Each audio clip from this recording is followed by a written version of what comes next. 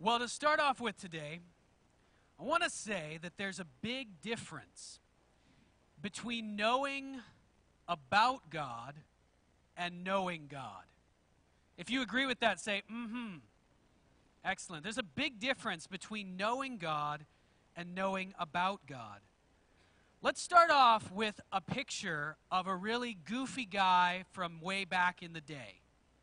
Let's put that picture up. This is a picture of a guy named George Whitefield.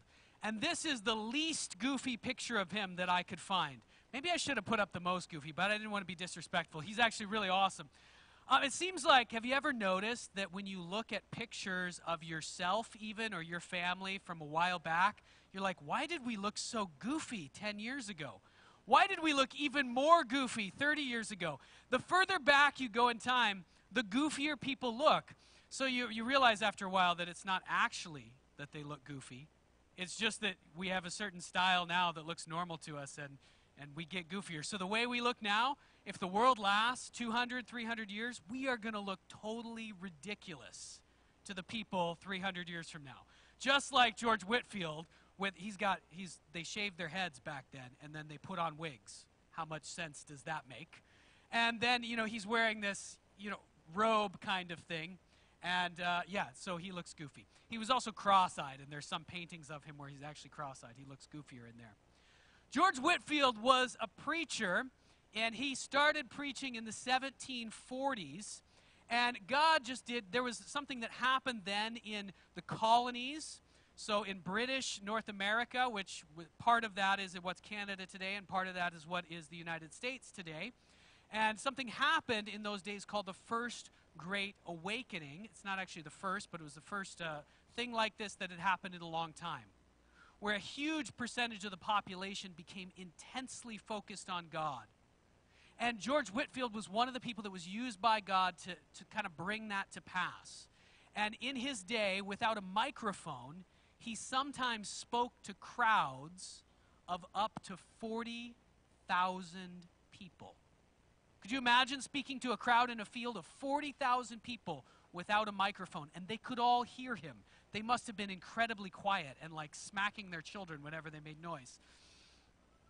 Astonishing. But they said that Whitefield, his messages, at least once, every time he spoke, the entire crowd, virtually the entire crowd, would be weeping. They would be in tears because of things that God was doing during these messages. When he preached in the city of Boston, Massachusetts, in 1740, after a series of messages, there were a whole bunch, and by a whole bunch, I mean more than 10 pastors who came out after that series of messages, and they said, I just experienced God's Spirit for the first time in my life. In fact, these more than 10 pastors, they had spent years training in theological schools. They had ministered to congregations. And they said, I actually realize now that I never knew God. Because I didn't actually have a real relationship with him. I had talked about that. I had preached about it. But it had never really happened in my life. And now it's happened. Could you imagine that? Imagine you were in that church and your pastor said, I became a Christian. I mean, praise God, that's great. But what was going on before? I don't know. So the point here is that we can grow up in church. It's actually possible to grow up in church, spend your whole life in church. It's possible to spend your whole life intensely studying the Bible and not actually know God. You can know crazy amounts of information about him. But that is not the same as knowing him. Today we're in a series called Heroes of Faith. And we're looking at, in Hebrews, the book of Hebrews in the New Testament, it's a letter in chapter 11 of that book. In chapter 11, there's a series of people who are held up as great heroes of faith. People who did amazing things, not on their own, but because they were able to trust God. Because they had faith in him. And in each of these messages we're looking at the person who had great faith. We're looking at one person, and then we're saying, okay, what was it? What did faith look like for that person? We're trying to understand better what faith is. Why in the world does the Bible hold this up as so important that we have faith? And how can we actually grow in our faith? And so last week we talked about Moses and how Moses took this huge amount of time God took to develop him into the person that he needed to be so that he could then lead the Israelites out of Egypt. And today we have a very interesting person of faith to look at. The next person that Hebrews 11 talks about is not just one person. It's actually millions of people. It is the people of Israel. The people of Israel as they left Egypt is the next person of faith that we're looking at. So that's our example. Our hero today is the nation of Israel. The interesting thing that we'll find here is that the nation of Israel, this is easier for some of us to relate to. Because sometimes we might think, all right, Moses, he's going to be an example of faith to me, but I'm not going to lead a great nation out of slavery. That's probably not going to happen to me. Okay, Moses had a very special calling, and that's true. There are some ways in which we need to act just like Moses, but our calling probably not going to look just like his, what God asked him to do. But the people of Israel, while some amazing things did happen to them, they were just ordinary people.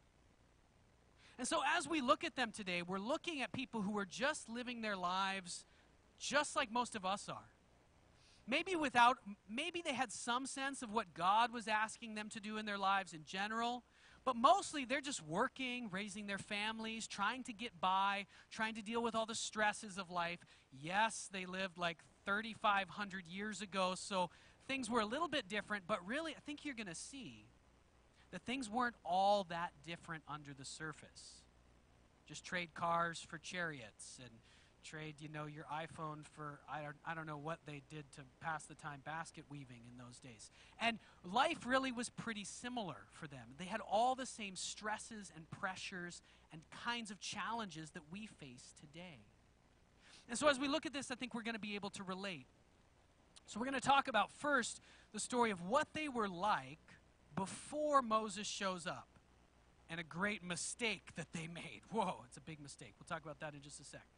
And then we're going to talk about this moment at the Red Sea. And I'll give you a little bit of background on that for anybody who doesn't know it when we get into that. This moment, you probably heard of the story before, when Moses and the Israelites actually cross the Red Sea, which is an astonishing miracle and a huge moment actually in the history of the world.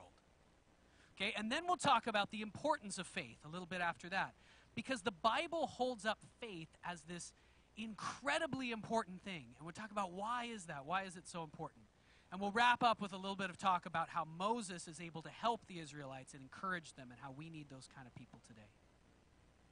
So let's start out talking about this. What was it like for the Israelites when they're in Egypt before Moses shows up? So you remember they came down to Egypt a couple weeks ago. We talked about a guy named, before Moses comes, Joseph, yes. There's a big gap in between them, 400 years. But Joseph and all his family had gone down to Egypt because there was a famine in the land and Egypt had food. Makes sense, right? And so his family lived in Egypt for 400 years. And during that time, Joseph had really encouraged Joseph and then his parents, his dad, his grandfather, his great-grandfather, had all developed this relationship with a God whose name they didn't even know. They just called him the God of these people, the God of Abraham, Isaac, and Jacob. They didn't even really know his name, but over their lives, we heard about how they had lived in faith, and God had shown up for them in their lives. This is the pattern. God puts us in a position where we need to trust in him. We take a step and trust him, and he shows up and catches us and helps us, and then our faith grows. This is the pattern in the Bible, and it's how faith works today in our lives. It's how we grow. And this had happened in the lives of Abraham and Isaac and Jacob and Joseph, and we saw that repeatedly. And so they had this relationship with this God whose name they didn't even really know. But Joseph knew that his descendants, things were okay. They were pretty good in Egypt for a long time, and when things are good, it's easy to forget about God. Because it seems like I can take care of myself. I can take care of my life. And Joseph knew that this was the case, and so he had urged them at the end of his life, don't forget about God. He's going to bring you out of Egypt at some point. It's going to take a long time. It's going to be a long time from now, but keep on following him. but the people, for the most part, had immediately forgotten about him. They remembered some things about God. They remembered this God of Abraham, Isaac, and Jacob, who had originally brought us down to Egypt. But 400 years is a long time, right? Most of us in this room probably think like 10 years or 20 years is a long time. Okay, 400 years is a really long time to human beings. And most of these people had forgotten about this God that brought them there and was with them and helping their ancestors. They remembered that they were Hebrews, they were Israelites. And so they kind of identified with God, with this God. But they didn't know him. They knew a little bit about him, but they didn't know him. They had no relationship with him. He didn't really mean anything to them. In fact, in practical terms, they probably worshiped the gods of Egypt more than they did the God of their ancestors. We don't know all the details of that, but it's very likely. The Pharaoh of Egypt considered himself to be a god. There's this crazy part in Ezekiel, I think it's in chapter 30, where we see this insight into the Pharaoh's mindset. So the Pharaoh is king of Egypt. And it says, the Pharaoh says to himself in his heart, I am a god, and I have made the Nile River for myself. Could you imagine that mindset? You've got this amazing river. Like, imagine you're standing there looking at the Fraser River and the amazing views. When you drive over the Alex Fraser Bridge, you see this astonishing view. Imagine, how twisted and how far down a wrong path you would have had to go to be driving over the Alex Fraser Bridge, look out at this amazing vista and say, I am a god. I've made all of this. The North Shore Mountains and the Fraser River, I've made it for myself. All these people in Vancouver and the Lower Mainland should worship me. Yeah, so that's where Pharaoh was at. Bad dude. You don't want to be around him. Okay, so the Israelites are very likely worshiping Pharaoh in some ways. They're certainly serving him, and they've been enslaved. Now, here's the mistake, the great mistake that the Israelites make. All right, they're in Egypt, and things got bad over those 400 years. They became slaves, and then the pharaohs forgot all about Joseph and all the great stuff Joseph had done for the nation. And so the pharaohs start mistreating the Israelites. They're afraid of them because they have so many kids. How do they have so many kids? I don't know. This is a pattern in history with the Jewish people, actually. And so the Egyptians are afraid of them, and so they start mistreating them and abusing them. And we saw last week how they make this order, they make this law that the sons actually have to be executed. Any male children born to the Israelites have to be executed. So they're in this awful oppression, and they want out of it. Have you ever been in a situation that just felt awful to you and you wanted nothing more than to get out of it? You don't have to answer. I know you have been, unless you're like 4 years old, but they're all in the kids' church right here. So they're in this awful situation. Here's the mistake they make. They decided to pray. Oh, man. And this is a fatal mistake for the Israelites, all right? They decided to pray. Now, they prayed a prayer. Remember, they don't know this God that was the God of their ancestors. They don't really know him. They know a little bit about him. And they're maybe not even sure, who is the real God? Is it Pharaoh? Is it Ra? Is it the God of our ancestors? Or maybe there's just lots of gods. I'm sure that was probably the main assumption. But who's the big God who can control everything? I don't know who's the toughest God.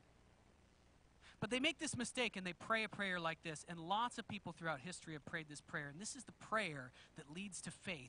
And if you pray it and you really mean it, you're actually not making a mistake, but you better be ready because God always responds to this prayer. It's a prayer that kind of goes like this. God, I don't know if you're real. I don't know if you're out there, if there even is a God. But if you're real, I'm in this awful situation. Can you please come help me? If you pray that prayer from deep in your heart, your life is going to blow up. That's what's going to happen. Because God always responds to that prayer when it comes from the deepest place in the human heart. And the Israelites pray that prayer. I don't know if this God of Abraham, Isaac, and Jacob, I don't even know if you're real. We haven't talked to you in 400 years. We're in a really hard situation. We want out of it. Can you please help us? And God gathers up all his immense power and goes, yeah, I'm coming down to Egypt. And it takes him a long time actually, because he looks around and he says, I need somebody who's really, really humble and who can trust me in almost any situation. He looks around the earth and he says, dang it, there's no one. So he grabs Moses and he says, hey, Moses, your parents had this tiny amount of faith. Enough faith not to just hand you over to die. So I can use that. So he grabs Moses and he says, all right, Moses, he doesn't tell him all this up front, but he says, all right, this is going to take a long time. It's going to take me, you're really in really rough shape, Moses. It's going to take me 80 years to turn you into what I need to turn you into. It's going to be a rough ride. Let's do it. So he takes 80 years to turn Moses into what he needs to turn him into. Then Moses is ready. God shows up in front of Moses in a burning bush. That's a famous story. He says, Moses, you're ready. Moses says, no, I'm not. God says, yes, you are. Yes, you are. I know you don't know, Moses. Go back to Egypt. So the story here, we're not going to go through the details of it right now because that's not the part we're focused on. But Moses goes back to Egypt. He says to the Israelites, hey, you guys prayed to God. You prayed to this God of Abraham, Isaac, and Jacob that he would save you. So guess what? He's coming to save you. He sent me. And get ready to leave Egypt. And they say, you're out of your mind. We're not going anywhere. Now this gets worse. It keeps on going. They resist him over and over again. They resist him over and over again. What eventually happens here is all these plagues come, right? God has this power showdown with Pharaoh. It's because Pharaoh thinks he's God. And Pharaoh's actually, his magicians and all this stuff actually have some spiritual powers, all right? They are not powers of good, but they are powers, they are spiritual powers. And what happens is God has this immense showdown with Pharaoh, and all these plagues come on Egypt, and God is trying to show both the Israelites and the Egyptians and the whole world that he's the real God. Pharaoh's not actually a real God. You shouldn't worship a false God. So all these plagues happen. Eventually they get so bad that Pharaoh says the people can leave Egypt. The people are terrified at this point. I mean, if you imagine what it must have been like, remember, they're just regular people trying to live regular lives, okay? And I mean, imagine the moment when the Israelites, all these plagues have come on the country where they were born, the country where they grew up, and their ancestors had lived for 400 years. And all these incredible plagues had come. The last one was they were huddling in the dark, afraid, having sacrificed a lamb, this is the Passover story, in their homes, while all over the land of Egypt, the firstborn son in every household died on the same night. Could you imagine how terrifying that would have been? And then they knew they had to be ready. Moses had said, be ready. Have all your stuff packed. Be ready to leave immediately when I tell you to leave. Have your robe tucked into your belt. Have food ready, but it's got to be like crackers because you can't take time to bake bread. And we're all of us are going to leave and never come back. I mean, imagine yourself in your house at night in the dark, thinking at any moment you're going to grab your family and leave the country on foot. I mean, this is a terrifying situation. And so what happens is they leave that country, and they're just following Moses. I mean, they knew that Moses did all this powerful stuff, and God's given them some signs that he's with them, but this is really scary. And eventually, they end up in a place that they don't see any escape from. God leads them to the Red Sea. He said he's going to take them into this promised land, but instead of taking the direct route, God tells Moses to take this route that makes no sense. And they end up camped next to this we don't know exactly where it was, but we do know a couple of things. It was really far across this water to get to the other side, and it was really quite deep. Not too deep to walk down into, but deep enough that later on we're going to see they walked through with walls of water on either side. And they end up, Pharaoh actually pursues them with an army, the biggest, most powerful army in the world at that time. So just imagine the Americans are coming after you and your family as you've run from your house in the middle of the night on foot, and all you've got is whatever weapon you have in your house. How many of you have a weapon in your house? A couple of you maybe? I don't know what you have, a pocket knife, a frying pan. That's what you got to defend yourself against the U.S. Army. Okay, that's what's going on here. And Pharaoh's coming down with his army to kill you. And they say to Moses, we are terrified. Why in the world did you take us out of Egypt? We wish we were back there. Why'd you bring us out into the desert to die? We were dying there, but at least we had enough to eat. At least we were in our homes. Why not go back and die there? That's where the Egyptians are at. First point for your bulletin. Everybody wants to go to heaven, but nobody wants to die. Do you guys remember that song? David Crowder had this great song, I don't know, back in the early 2000s. Everybody wants to go to heaven, but nobody wants to die. The point is that we all want God to change us. We all want God to come in and deliver us and make our lives good and right and get rid of all the bad stuff. But then when he actually starts to do it, it scares the stuff out of us. Because we don't want what it takes to get there. We want the end result. We want to go to heaven, but to get to heaven, you have to die.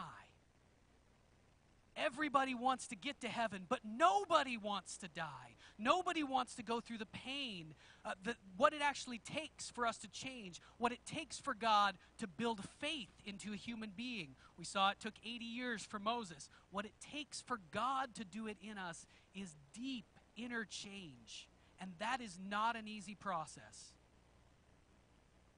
Nobody wants it.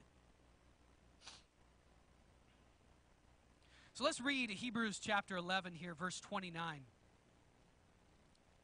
Here's what the writer of Hebrews actually says about the great thing that the Israelites did in this moment of faith that they had.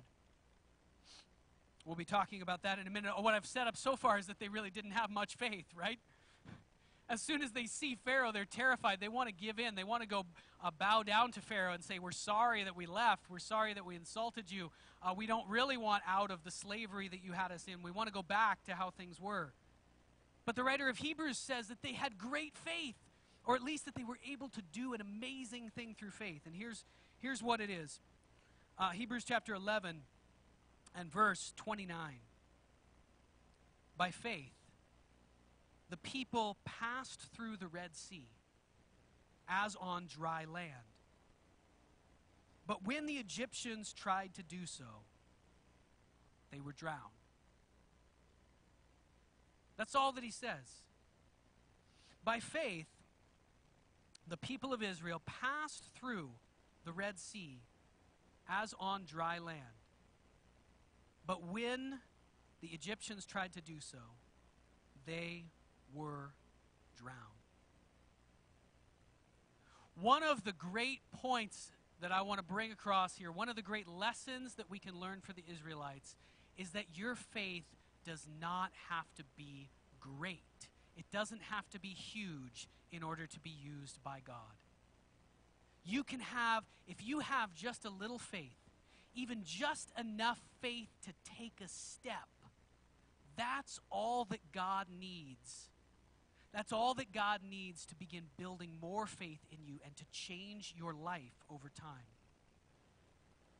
Let's read this same lesson from Jesus. So I'm going to read to you from Matthew chapter 17, starting at verse 20, just verse 20. Here's a lesson from Jesus. Jesus said, the context here is that his disciples have been trying to do something. They've been trying to heal people, change their lives, drive out demons by praying for them and laying hands on them, and it hadn't worked. And they said, why can't we do this amazing thing that we see you do? He replied, because you have so little faith. Truly, I tell you, if you have faith as small as a mustard seed, you can say to this mountain, move from here to there, and it will move. Nothing will be impossible for you. That's an astonishing teaching from Jesus. A mustard seed is very, very small. Jesus is saying if you have enough faith, just enough faith to start. I think that's what he means here. A mustard seed is very, very small. It's one of the smallest seeds around, or at least in common use in his context, but it's enough that it can start something that can grow. If you have enough faith to start following God, to take a step, then God can use that faith to change things immensely. It's described here as moving a mountain. Jesus is not saying literally you'll be able to yell at a mountain and get it to move. He's using an exaggeration to try and get across an important point about life and how we actually change. You don't need to be a great hero of faith in order to move forward with God. What you need is enough faith to start. And that is what we see the Israelites having in that moment at the Red Sea. Now, it doesn't look like it at first. They're standing there, they're looking at Pharaoh's army. They think, well, we have certain death, even though they've already seen God do all these amazing things. They think we're going to die. The Americans are coming to kill us. And they don't have faith at first. But Moses is there to strengthen them. We'll talk about that again when we come to the end. Moses says to them, basically, don't be afraid. Don't give up. He comes and he encourages them. He says, God is going to deliver you. All you have to do is trust him. And he's going to fight for you. All you have to do is trust him. And whatever he says to do, just take a step. And then Moses does this astonishing thing. And here's one of the great moments that changed the history of the world. We're not going to get into all of how, but oh my goodness, it did. There's some people who try to argue this moment never happened. History would not have gone the way that it did if this moment didn't happen. Moses holds out his staff over the Red Sea, and a wind starts to blow. A strong wind from the east all night, and it drives back the waters of the sea. And in the morning, when the Israelites get up, there's also the Egyptians don't attack for several reasons. God puts a kind of barrier between them and the Egyptians. And when the Israelites wake up in the morning, they see a path through the Red Sea. Imagine you actually saw this. This really happened, guys. Imagine you actually saw this. This would be an astonishing thing. And there are walls of water, I don't know how high, very high on either sides of this path. And there is dry ground through the middle of what looks to you like the ocean in front of you. Okay? And Moses says you got to walk in. Now, how would you have felt at that moment? I don't know. So many different feelings, right? I just left my house. I'm terrified in the middle of the night. I thought the Americans were going to kill me. Now I'm looking at these walls of water. If I walk in there, am I going to live? Am I going to die? I don't know. Could those walls of water come down and crush me? Yeah, they could. How long is it going to take us all to get through here? Well, there's about 1.5 million of us. It's going to take a long time. Is the water going to stay up? I don't know. Moses says, trust, just take a step. And here's the great moment of faith. The Israelites say yes. Even though they're terrified, even though they don't have great faith, even though they're just ordinary people, they say yes, and they take a step. And in fact, not one of the Israelites remains behind. They all go through. Now, they got some peer pressure, no doubt, when your whole nation and all your family come through. That's part of why we have the church, you know? Good job. We heard from Einar earlier. Good job coming today. You know, one of the reasons you should be here and you should be part of a church community is peer pressure. It's one of the reasons, not negative peer pressure to go drink or do drugs or something, like when you were a teenager. Positive peer pressure. We can't always get ourselves to do the right thing on our own, can we? But when there's a group of people around us who are pushing us in a certain direction that's the right direction, it's a lot easier to choose to do the right thing, especially when it's scary. So they got this positive peer pressure. They walk through the water. Of course, the Egyptians then try to follow them. Notice the Egyptians also have faith. The Egyptians do not have faith in God, the true God. They have faith in Pharaoh as the God of Egypt. And Pharaoh says, go after them and take them down.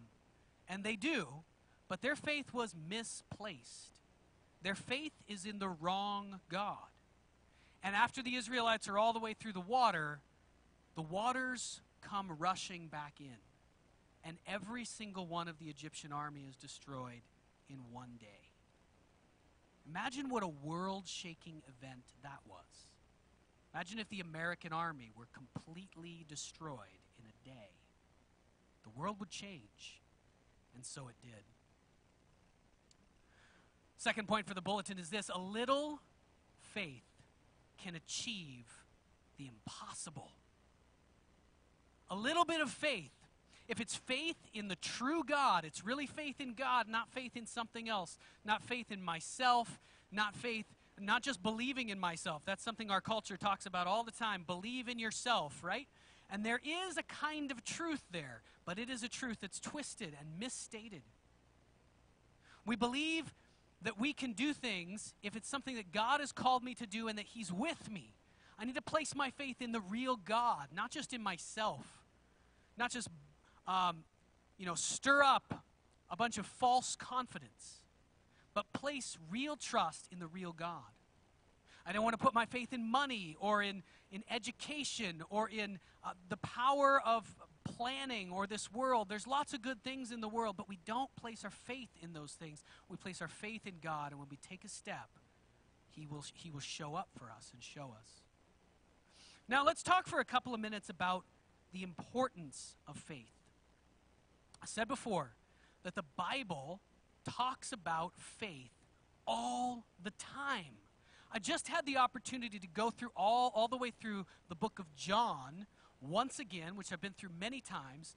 And again, as I went through it, I noticed this, that Jesus, virtually every chapter, I mean, I haven't actually counted. It might be literally every chapter, and in some chapters, it's more than 5, sometimes 10 times in a single chapter.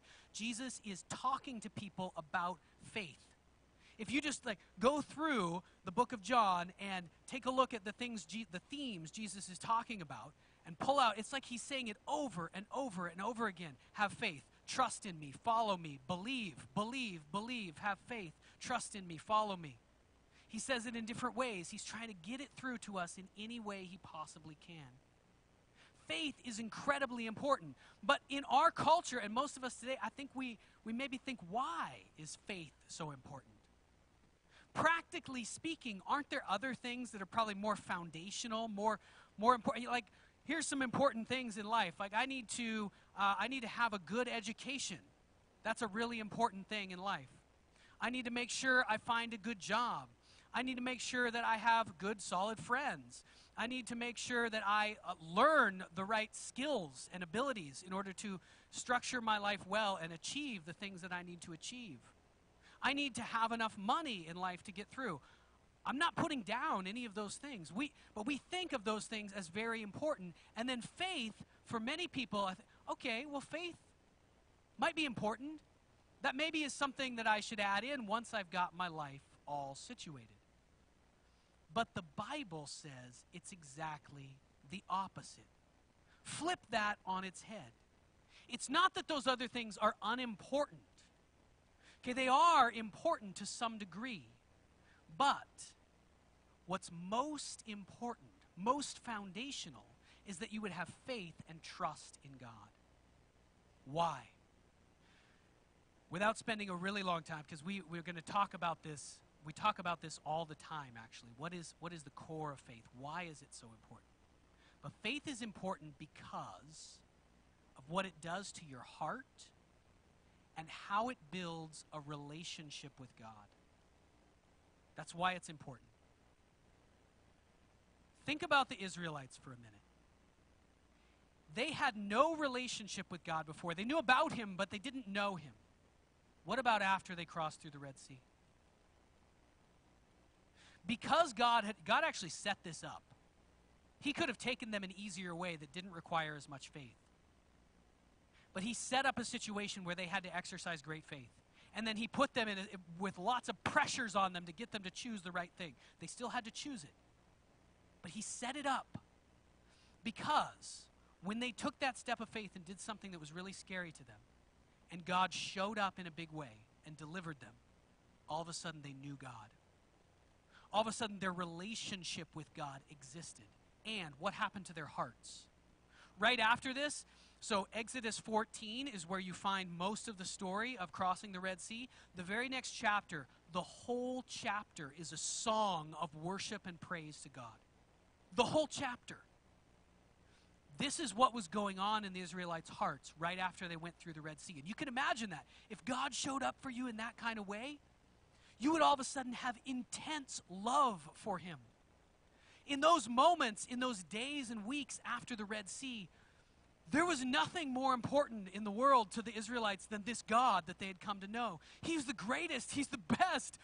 The other stuff in my life, it's great that He gives me that stuff, but this is the one. This is what I was made for, this God. And if your heart is in that position, everything else in your life will work out. That's why the Bible makes it a priority to have faith, you see? The Bible says in Proverbs 4:23, it says, guard your heart above all else, because from it your whole life flows. Your whole life flows from where the deepest part of you is directed and focused. So if your heart is in the right place, everything else will turn out okay. If you get all the other things right, but your heart is in the wrong place, eventually your life is headed for a great collapse.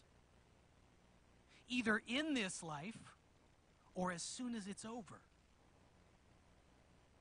But if you've got faith, that's the real foundation. And so your third point for your bulletin is this: faith is more important than anything else. Faith is more important than anything else. Now, there are some qualifications there. I'm making a bit of an exaggeration. There are some places in the Bible where it talks about love actually is greater than faith. But faith is the starting point. And you don't get to the kind of biblical love that Jesus has that we're talking about without a life of faith.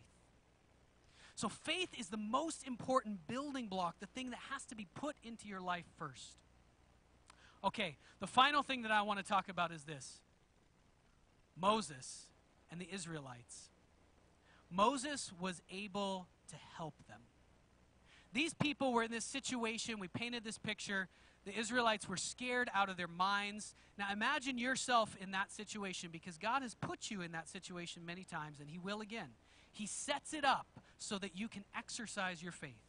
You're going to be in a situation again, and you have been in the past, where God's got in front of you something that you know is the right thing to do. And it's going to be really scary to you, and you don't know how things are going to work out if you do it. It's that moment we talked about last week where you have to jump. Or it might even be the moment of faith where you just have to wait, right? Moses says to them, be still, you're going to see God fight for you. So either of those moments, the moment of faith where you have to jump, or the moment of faith where you have to wait and let God change you even though what's going on is something you really, really hate. In that moment, you might be terrified out of your mind, just like the Israelites, but what you have to do is take the step. Now the question here is, how did the Israelites do it? And the answer is Moses. They did it themselves by choosing it. But they did it. They were able to do it because they had an encourager in their lives. Because Moses, who had been their leader, who was this upstanding man who they had seen do amazing things, walked into their life and spoke a powerful word. He said, look, don't be afraid. Let me just read that section for you really quick, because it's astonishing. I know I said it a couple of times, but what Moses says to them, he says to them this, Exodus chapter 14, verse 13. Moses says to the people, do not be afraid. Stand firm, and you will see the deliverance the Lord will bring you today. The Egyptians you see today, you will never see again. The Lord will fight for you. You need only be still and walk into the sea. Notice how he soft sells it, even in his moment of intensity there. But here's the final point for your bulletin, is just this. You need someone like Moses in your life. You need someone in your life who's further than you, or at least as far as you in faith, a person of faith, who in those moments when you're afraid to move forward, you're afraid to jump, or you're thinking about turning back from what God has placed in front of you, that person comes in and says, do not be afraid. Keep going. You're going to see God show up. Just trust him. Just do it. You need that person in your life. And one of the questions I want to leave you with today is, do you have that person? That's part of the reason we come to church. It's part of the reason we don't just come, but we become involved in the church. We go deep with our brothers and sisters. We grow in our relationship with God, partly by growing deep in our relationships with each other, so that we can encourage each other and spur each other on to trust God. Then as we trust him, he shows up. We are amazed, just like the Israelites, and our faith grows, which is the most important thing that can happen to us. Let's pray.